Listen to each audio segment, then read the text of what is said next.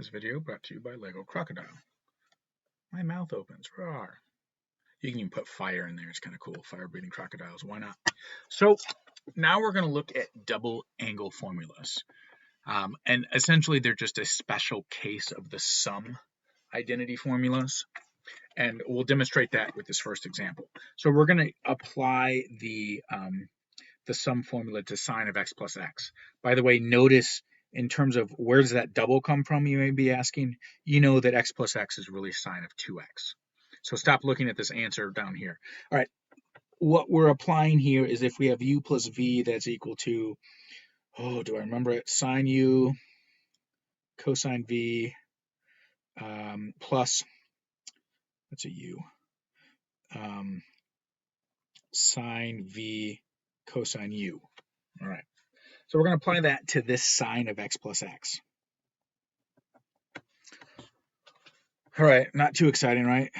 Sine x, cosine x plus sine x, cosine x. Now, this is where you got to really know your properties or how to mess with algebra. Notice this term is exactly the same as this term. It's what we call like terms, and their coefficients are both 1.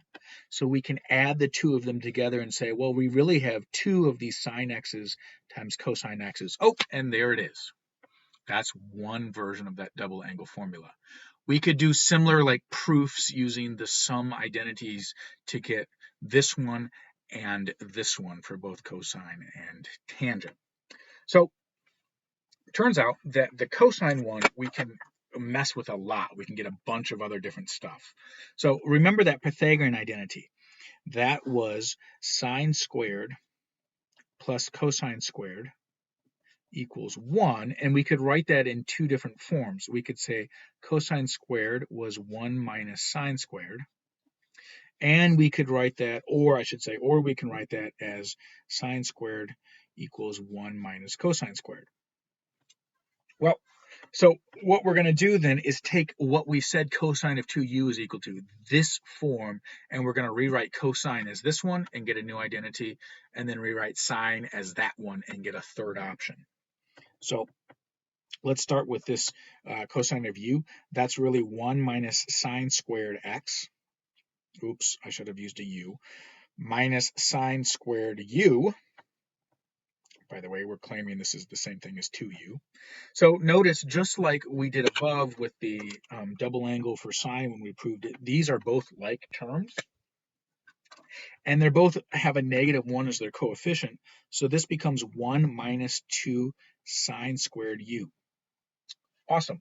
That's another identity, another version of this one. Let's do it again, only this time, instead of replacing the cosine with, by the way, this whole thing was cosine. I don't know that I made that clear, cosine squared u.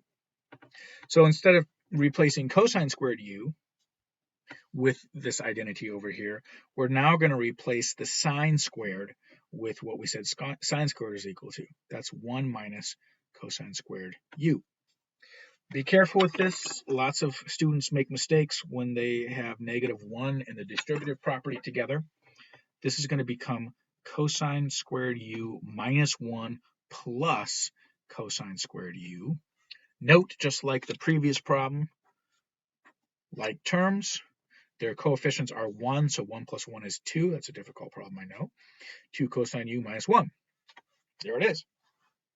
So we're saying that cosine of 2u is equal to this, or this, or this, and we're also saying that this is equal to this is equal to this, right? That's the beauty of identities. We got a bunch of stuff equal to each other. So finally, we can come up with another identity by combining what we just showed here for what cosine squared x is equal to and sine squared of x is equal to. So we've got the tangent squared x is equal to sine squared over cosine squared, but because we just showed that sine squared is 1 minus cosine squared x, actually, hang on, I got to think this one through a second.